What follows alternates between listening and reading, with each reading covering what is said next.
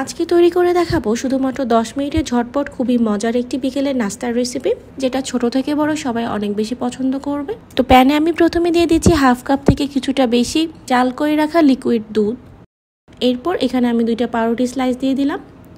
সেই সাথে এখানে আমি 3 টেবিল চামচের মতো সুজি দিয়ে দিচ্ছি।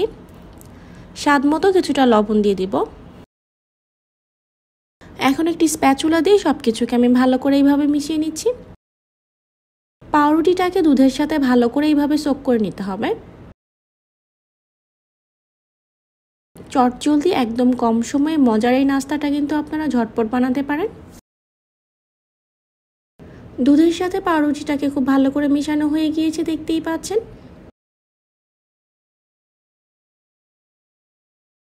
এখন এটাকে আমি এইভাবে 5 মিনিটের জন্য রেস্ট করতে রেখে দিব।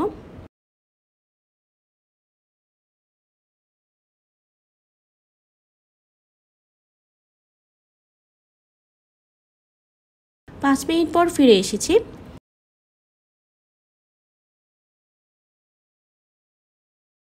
এখন এখানে আমি হাফ চা চামচ দিয়ে দিচ্ছি বেকিং পাউডার। সেই সাথে প্রায় 1 টেবিল চামচের মতো বাটার দিয়ে দিলাম।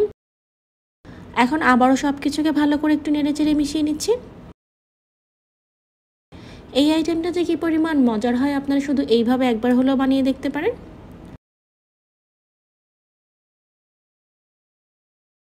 মিশানো হয়ে গিয়েছে, স্প্যাচুলা দিয়ে উপরটা যতটুকু সম্ভব একটু ফ্ল্যাট করে নিচ্ছি। এখন প্যানটাকে আমি চুলায় বসিয়ে দিয়েছি।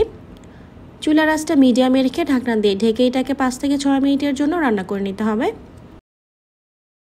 5-6 মিনিট পর ঢাকনাটাকে খুলে এটাকে খুবই সাবধানে এইভাবে উল্টে দিতে হবে। এটা কিন্তু খুব নরম অবস্থায় থাকে, তাই এটা খুব সাবধানে উল্টে দিতে হবে। এরপর উপর থেকে টমেটো সস দিয়ে দিচ্ছি।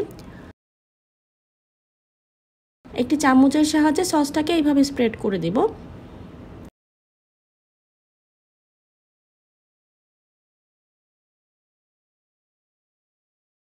এখন এর উপরে আমি কিছু পেঁয়াজের কুচি দিয়ে দিচ্ছি।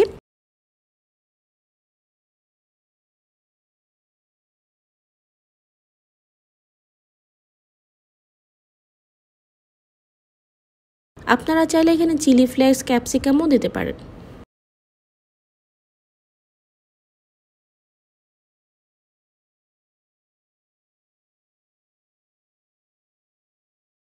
এরপর আমি দিয়ে দিচ্ছি মজারেলা চিজ। এই মজারেলা চিজটা আপনারা বড় কোনো মুদির দোকান অথবা সুপার শপে পেয়ে যাবেন। উপর থেকে আমি সামান্য কিছু অরিগানো দিয়ে দিলাম।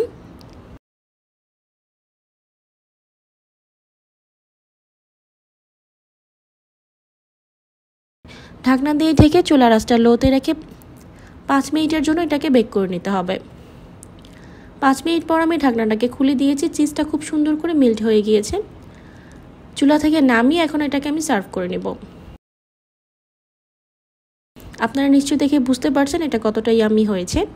কম সময়ে দারুণ মজার ব্রেড পিজার এই রেসিপিটা আপনাদের কাছে কেমন লেগেছে কমেন্ট করে আমাকে অবশ্যই জানাবেন। এমন সব মজার নতুন রেসিপি পেতে আমাদের ফেসবুক পেজটা ফলো করে রাখতে পারেন। আজ এ পর্যন্তই, সবাই অনেক ভালো থাকবেন। আল্লাহ হাফেজ।